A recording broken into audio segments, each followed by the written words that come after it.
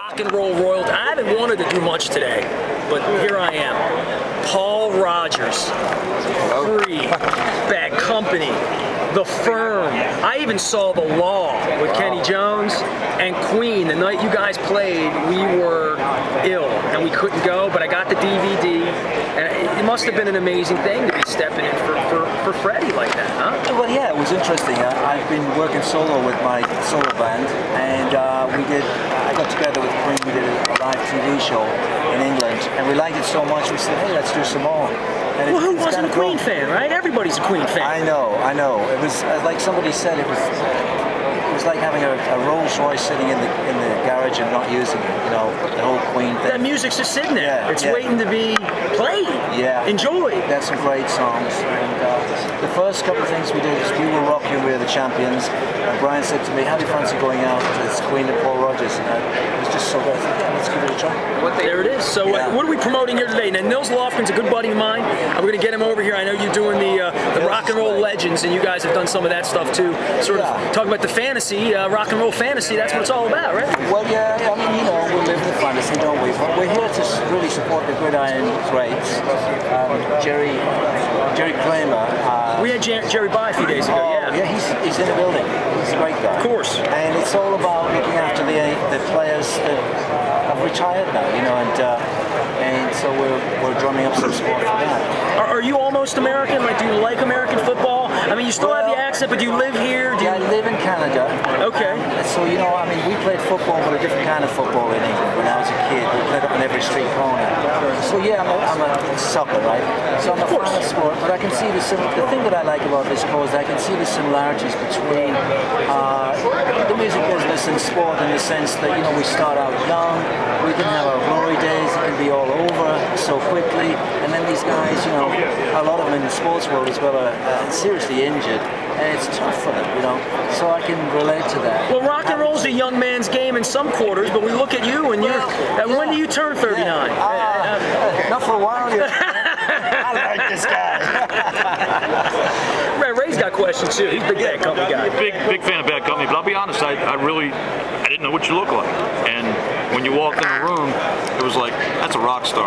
Now, does somebody tell you how to dress like a rock star or look like a rock star? Cynthia does. Cynthia, you've done well. I said, I don't know who that is, but he's a rock star. Oh, man. How many Bad...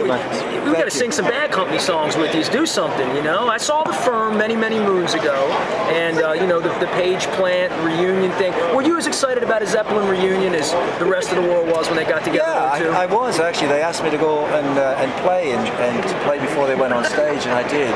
Went over there and played a couple of songs. Now, you were friends with Ahmet Ertegun as well? Oh, absolutely, because we were in the same record company, Atlantic Records, and Ahmet was a really good friend, actually. And actually, it became the Led Zeppelin concert, but in fact, it was.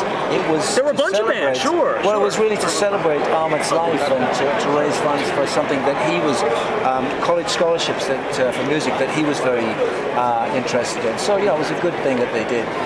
But it was a historic occasion. It was great to be there. I know Jimmy. I felt the energy from this side of the pond. Yeah. I wanted so badly to go. You feel like they're never going to play again. And I was so disappointed they didn't pay-per-view the concert in high def or DVD. They should have at least played it somewhere where they could have sold 200,000 tickets to give me a chance to go. I was angry. I agree with you. That's the way they... What am I going to say? Well, they did record it. Oh, yeah. She wants a piece of this. Come on in here. No, I was just going to say it was recorded, and we did raise $2.3 million for Ahmet. No, $3.2 million for Ahmet's So it will be DVD. Funds. I'll be able to buy it? Well, we're going to look at our footage, and everyone has to approve their own footage.